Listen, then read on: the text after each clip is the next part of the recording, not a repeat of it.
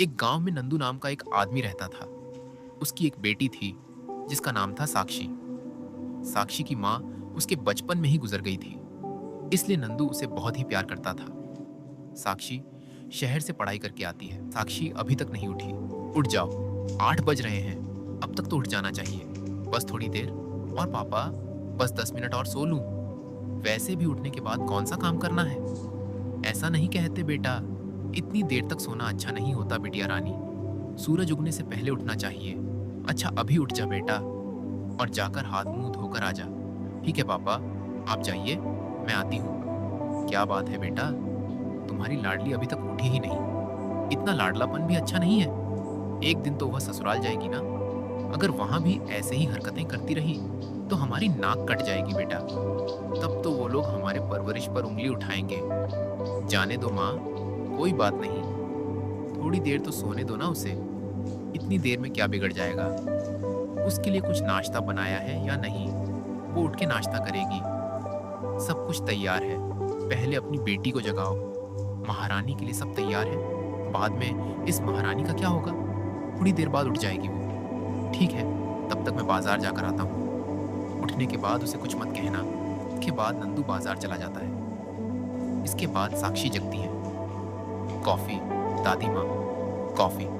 कब से कॉफी मांग रही हूँ दादी माँ, ये लो। अब तो तुम जग गई हो ना, कम से कम बिस्तर से तो उठ सकती हो। हाथ मुंह भी नहीं धोया अभी तक, बस कॉफी चाहिए इसे। ये लो कॉफी। मुझे उठने के तुरंत बाद कॉफी चाहिए दादी, अगर नहीं मिली तो मैं पागल हो जाती हूँ। आप तो यह जानती है, पूरे दिन तो बैठी रहती है। उठकर खुद ही कॉफी बना लिया कर कम से कम। छोटी सी बात पर मुझे हर रोज सुननी पड़ती है। मैं ही खाली बैठी हुई हूँ, दोनों आप बेटी की सेवा के लिए। तेरी आदत इसी ने बिगाड़ी है। दादी माँ मुझे कुछ भी कह लो, पर पापा को कुछ मत बोलना, उनके बारे में नहीं सुन सकती। मैं नहाने जा रही हूँ, आप तब तक नाश्ता तैयार रखना। मुझे शहर जाना है, मेरा मार्कशीट लाने के लिए मुझे जाना होगा। नाश्ता तैयार है महारानी, आप जाकर नहा कर तो आइए। इसके बाद साक्षी अपनी मार्कशीट लेने के लिए शहर चली जाती है। वापस आते समय वह अपने पिता से मिलती है। नंदू अपनी बेटी को जाते हुए देखता है और उससे कहता है, क्या हुआ साक्षी, तुम्हारा परीक्षा परिणाम आने वाला था। हाँ जी पापा, आज मैं अपनी मार्कशीट लाने गई थी। पापा मैं क्लास में फर्स्ट आई हूँ। मैं तो बहुत खुश हूँ बेटा, पूरे क्लास में फर्स्ट आई हो। सिर्फ क्लास में नहीं पिताजी, पूरे कॉलेज में टॉप किया है मैंने। मैंने आपका नाम रोशन किया है। मुझे स्कूल में अवार्ड भी मिलने वाला है। अब इसके बाद मैं एक अच्छी सी नौकरी करूंगी। नौकरी की क्या जरूरत है बेटा, अब तो एक अच्छा सा लड़का ढूंढ कर तुम्हारी शादी करवाऊंगा। मैं अभी शादी नहीं करूंगी। इसके बाद साक्षी चलते चलते पत्थर से टकरा जाती है। अरे बाप रे, तुम्हें चोट लगी है क्या बिटिया रानी, तुम ठीक तो हो। कुछ नहीं हुआ पापा, मैं ठीक हूँ, बस हाथ में चोट लगी है, अभी ठीक हो जाएगा। ऐसा क्यों बोल रही हो बेटी, इतनी बड़ी चोट तुम्हें छोटी लग रही है। रुको, मैं अभी कुछ दवाई लेकर आता हूँ। अरे रुकिए ना पापा, बस मरहम लगाएंगे तो ठीक हो जाएगा। आप परेशान मत होइए, चलिए घर चलते हैं। इसके बाद दोनों घर आ जाते हैं। नंदू दवा लेकर आता है। बहुत ज्यादा चोट लगी है बेटी, ये रही दवाई, मैं तुम्हें लगाता हूँ, अभी ठीक हो जाओगी। आप चिंता मत करिए पापा, कल सुबह तक ठीक हो जाएगी। इतना लाड प्यार ठीक नहीं बेटा, अब वो छोटी बच्ची नहीं है, अब वो बड़ी हो गई है बेटा। चलो खाना खा लो। खाना खाने के बाद दोनों बाहर आराम से बैठते हैं। पापा बहुत ठंड लग रही है, आज तो सर्दी बहुत ज्यादा है बेटा, तुम अभी अंदर जाकर सो जाओ। नहीं पापा, ठंड से बचने के लिए कुछ लकड़ियां जलाओ ना। ठीक है बेटा, तुम रुको, मैं अभी जाकर लकड़ियां लेके आता हूँ। कल एक रिश्ता आया था, लड़का शहर में ऊंचे दर्जे की नौकरी करता है। मैंने उन्हें तुम्हारी तस्वीर दिखाई तो तुम उन्हें पसंद आ गई। ये रही, उससे लड़के की तस्वीर बताओ कैसा है। मैंने देख लिया है पापा, मुझे बिल्कुल पसंद नहीं है। वो बहुत अच्छे लोग हैं बिटिया। लड़के के पिताजी को मैं बहुत सालों से जानता हूँ, बहुत मेहनत करके अपने बेटे को पढ़ा दिया है। लड़का भी बहुत भोला भाला सा है। मैंने कहा ना, वो मुझे बिल्कुल पसंद नहीं है। आप फिर भी ऐसी बातें कर रहे हैं। ठीक है बेटा, ये नहीं तो कोई दूसरा रिश्ता ढूंढ लेता हूं तुम्हारे लिए। जो लड़का पसंद आए उसी से शादी करना, ठीक है? हमेशा आप शादी शादी कहते रहते हैं। मुझे शादी नहीं, नौकरी करनी है। किसने रोका है तुम्हें बेटा? शादी के बाद भी तुम नौकरी कर सकती हो, उसमें क्या है? इसके कुछ दिनों बाद नंदू ने साक्षी को कई सारे लड़कों की फोटो दिखाई। साक्षी ने सारी फोटो देखकर नंदू से, मुझे एक लड़का पसंद आया है पापा, और तो और वो काफी पढ़ा लिखा भी है, इसी से रिश्ता पक्का कर लीजिए। इतने दिनों के बाद ये सुनने को मिला है। अभी उनको खबर कर देता हूँ। एक अच्छे से मुहूर्त में साक्षी की शादी शिवा से संपन्न हो जाती है। साक्षी शादी के बाद ससुराल जाती है। कुछ दिन तो वह काफी खुश रहती है, और उसके बाद, ओ महारानी, अभी तक जगी नहीं हो क्या? 7 बज रहे हैं। उठो, घर के सभी लोग जग गए हैं। उठो, देखो घर में सब लोगों ने स्नान भी कर लिया है। अभी तक तुम उठी नहीं हो। सब लोग देखेंगे तो क्या कहेंगे? क्या हुआ जी, क्यों परेशान कर रहे हैं? अभी तो सुबह के 7 बजे हैं। इतनी सुबह में उठकर क्या करूंगी? ये क्या बोल रही हो भाग्यवान? मुझे तो ऑफिस जाना पड़ेगा ना। मेरे लिए खाना पैक नहीं करोगी क्या तुम? मुझे 9 बजे तक दफ्तर में पहुंचना है। क्या कहा, हर रोज तो आपकी माँ ही आपको रोटी बनाकर देती है ना। आज मुझे क्यों कह रहे हैं? देखो, तुम नई नवेली दुल्हन हो, इसलिए किसी ने तुम्हें 1 हफ्ते तक कुछ नहीं कहा। अभी ऐसे हाथ पर हाथ धरी बैठी रहोगी तो कैसे चलेगा? बोलो, तुम जल्दी जाकर रोटी बनाओ। रसोई में सब्जियां पड़ी है, वह भी काट दो। अगर कुछ चाहिए तो माँ से पूछ लेना। तुम समझ गई? इसी वजह से तो मैंने शादी के लिए मना किया था। ठीक है, मैं खाना बना दूंगी। क्या बनाना है जल्दी बताइए।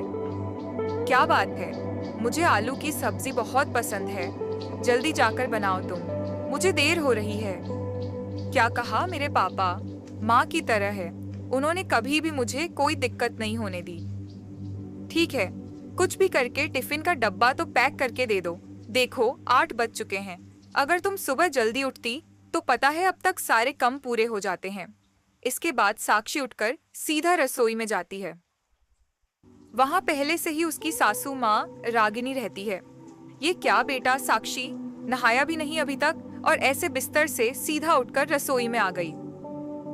हाँ सासू माँ, अभी तक नहीं नहाया।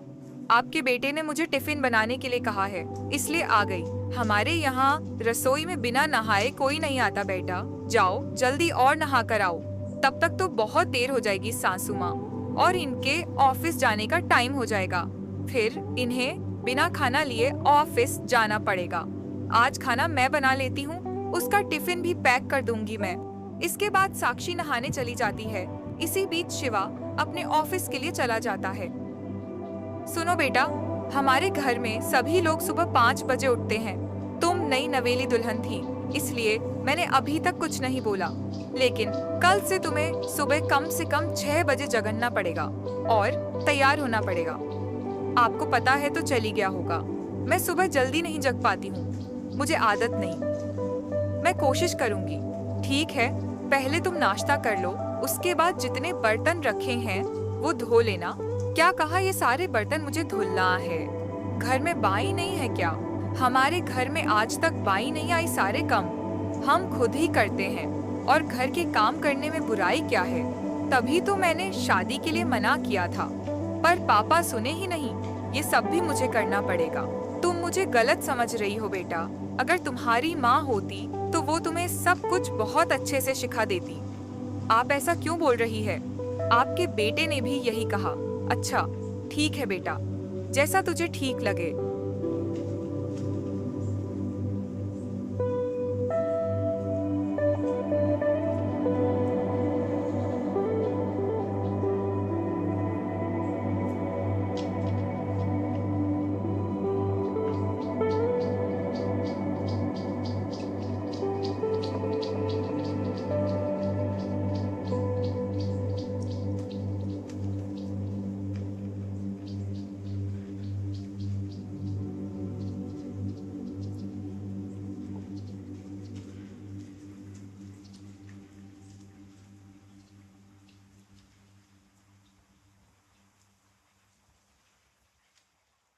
कुछ दिनों में तू खुद ही समझ जाएगी।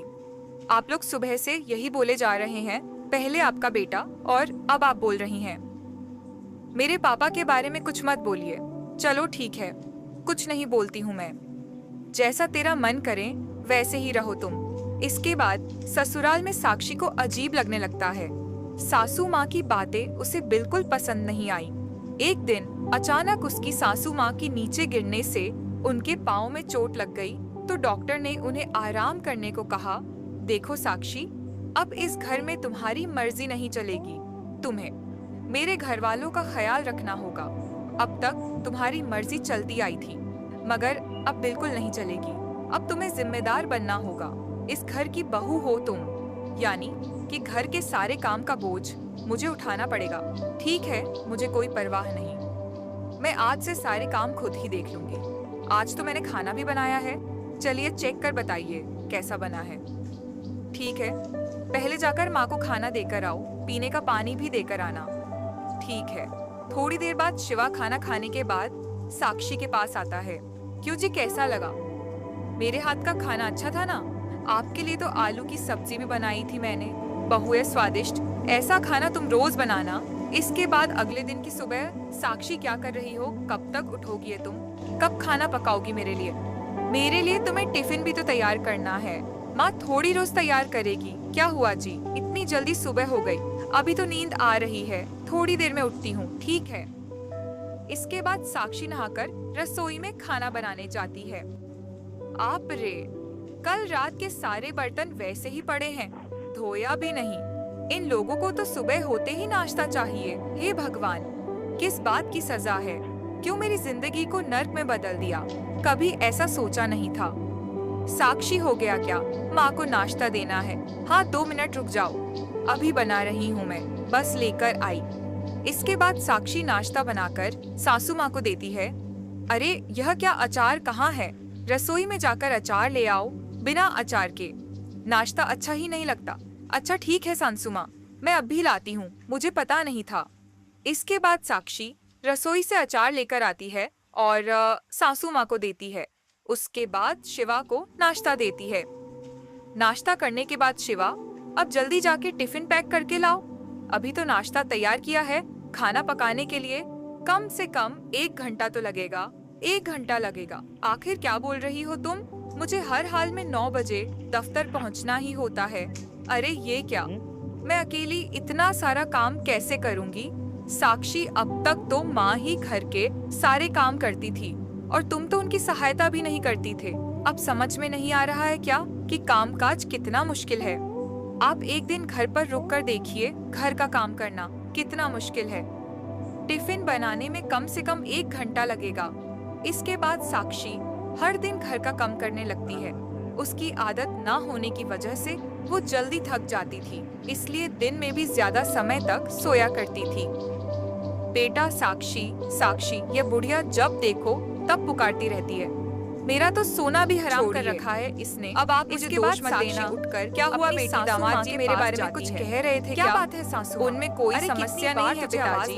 असल में समस्या सासू माँ की मेरी दवाई का समय करो, वो करो, वहाँ मत जाओ, यह मत करो। मैं आप पूरे दिन बैठकर तंग आ चुकी हूँ। बस बक बक मैं चाहे जितना भी काम कर, मतलब तुम्हारी मुश्किलें पति की वजह से इसी तरह सास से 1 हफ्ता बिल्कुल पिताजी। मैं तंग आ चुकी हूँ। अब जब सासू माँ खाना पकाओ, पति से झगड़ा करने लगी, रसोई में रहो। अब उसे वहाँ रहने का मन नहीं करता और कुछ नहीं। एक दिन वो सासू माँ के मरने के बाद मायके चली जाती है। वहाँ आराम से रह सकूं। क्या हुआ बेटा साक्षी? उनके जीते जी अकेले ही मुझे चैन नहीं, तो तुम्हारी सासू माँ के मरने से तुम्हारी मुश्किलें कोई ताल्लुक नहीं है, मैं उनको छोड़कर चली आई हूँ। सासू माँ को मारना होगा। सही कहा पिताजी, पहले यह कम करो, फिर मैं आराम से रहूंगी। एक ही बार में मार दिया तो हमें जेल जाना पड़ेगा बेटी। मैं तुम्हें बताता हूँ उनको कैसे मारना है। देखो, यह जहर का डब्बा है बेटी, रोज 1 चुटकी भर उनके खाने में मिला देना। 3 महीना के अंदर वो जरूर मर जाएंगी और फिर देखना किसी को पता भी नहीं चलेगा। यह काम किया है, फिर तुम्हारी सारी मुश्किलें खत्म। 3 महीने तक इंतजार करना होगा और तब तक क्या करूंगी? हाँ, मगर रहना तो पड़ेगा, नहीं तो उन्हें जहर कौन देगा? अच्छा सुनो, इन 3 महीने में सासू माँ की कोई भी बात मत टालना। वो जैसा कहे बिल्कुल वैसा ही करना। ठीक है, तब तुम पर किसी को भी शक नहीं होगा, ठीक है। और इस तरह वो लोग साक्षी की सासू माँ को जान से मारने की साजिश करते हैं। देखिए समधन जी, मैंने अपनी बेटी को बहुत लाड प्यार से पाला है।